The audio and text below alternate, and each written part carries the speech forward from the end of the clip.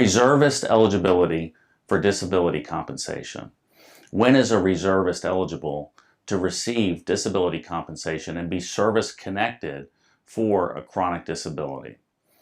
If you're a veteran and you served on active duty as an active duty serviceman, you know that any condition that you develop or gets diagnosed on active duty that continues will be service connected and would be eligible for disability compensation. Again, if you're injured on active duty and that turns into a chronic condition like a chronic knee condition after an injury on active duty, you will be service connected for that knee condition. Now, as a reservist, it's a little more complicated.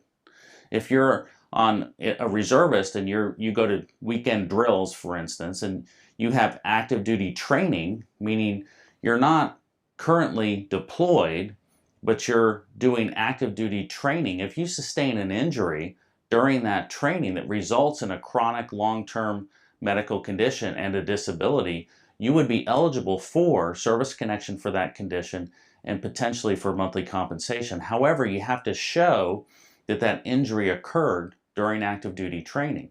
It can't be something that occurred when you were as a civilian. It has to be during drill, and you have to have proof that it happened, and that can sometimes be problematic.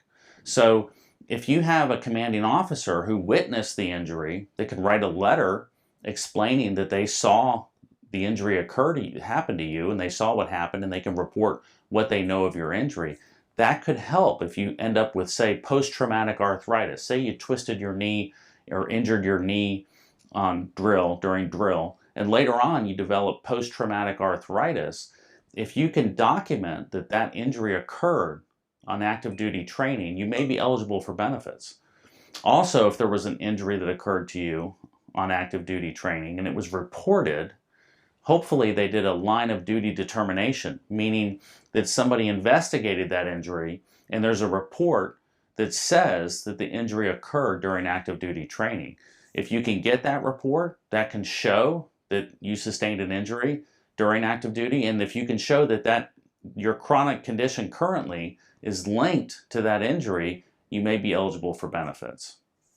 Now, of course, if you're a reservist and you're deployed for service, you should, after deployment, receive a post-deployment physical. And then any injury that occurs during your deployment period should be reported, hopefully, on that post-deployment physical. If there's no evidence of a medical condition or an injury that occurred during deployment, you have to rely on lay evidence, statements from people who served with you that witnessed the injury or witnessed your symptoms while you were deployed that eventually was diagnosed as a chronic condition. You'd have to show the VA some evidence that your chronic disability is a result of active duty service or active duty training, your drill. So that's how a reservist could be eligible for disability benefits and compensation. The information contained in this video is informational and not professional advice. Rely on it at your own risk and see a qualified medical or other professional to discuss individual circumstances in all cases.